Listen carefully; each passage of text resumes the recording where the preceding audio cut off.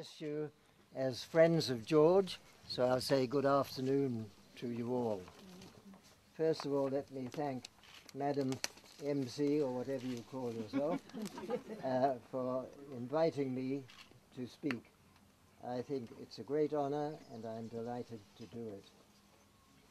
I have no opportunity of covering all our time together, but I'll try and pick out one or two highlights. I first met George in Nairobi after the war, World War II, this is, just to clarify exactly where we are in history.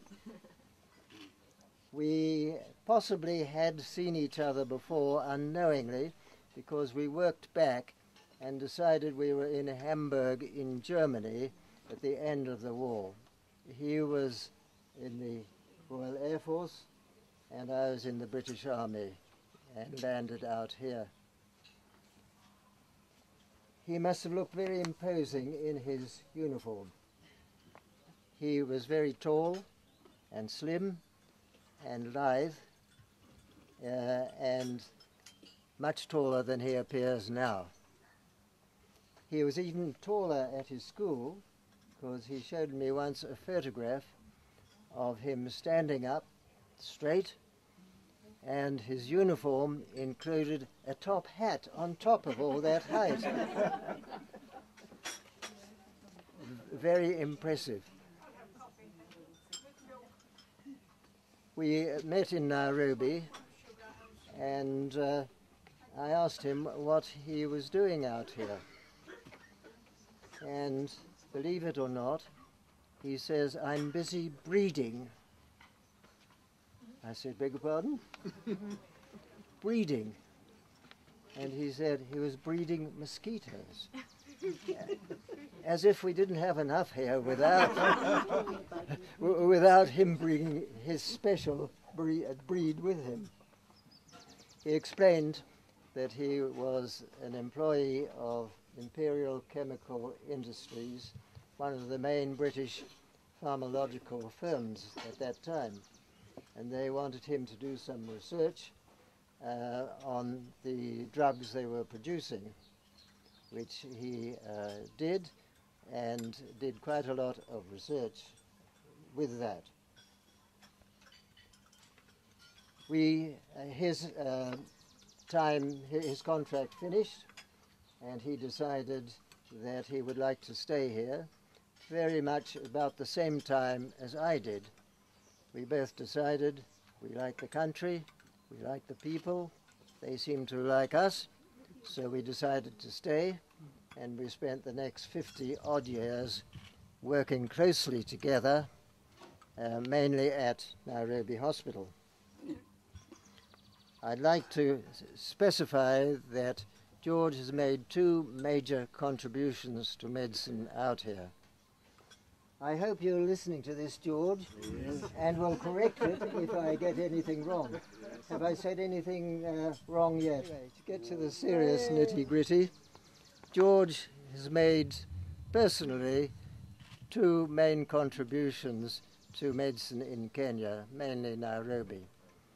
First of all, it was the industrial or factory medicine, looking after the people who are in factories, very often working machines, pulling a lever and stamping their foot 8 hours a day for the next 10, 20 years. They get ill and need special attention, and George organized that here. At the same time, he was a physician. He held the membership of his College of Physicians in Scotland, and was later elevated to fellow, the top rank, as to the big fish. A true doctor, if I may say so, giving his best to his patients, whatever level they were. Of course, George really made his name in aviation medicine, as I think most of you know. All pilots, before getting their license, have to undergo a medical examination. In those days, they do, you know. They, don't you have one before flying? Yes, I had it. Yeah, good. With George. Well, that brings me to a point. I think up to 5 years ago, every pilot must have been through George's hands, sooner or later. At that time, any registered doctor could do a private or student pilot's license. As you went up the hierarchy and get older, the qualities required changed, and they had better qualified people.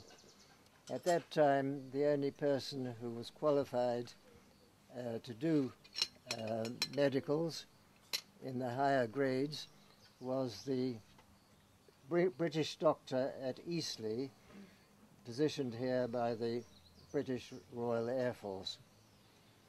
George, when he came here, having been in the Royal Air Force, went to see him and helped him out. This cooperation went on for some time, and eventually the time came to find some others. I was in close partnership with George during all this time, and we had adjacent offices, and he asked if I would be interested in doing some work for him, and I decided I would, and after suitable tuition and instruction, I took on this work when George was very busy, when he was on holiday. I would publicly like to thank George for the trouble he took with me, and say thank you, George, very much for your excellent mentorship.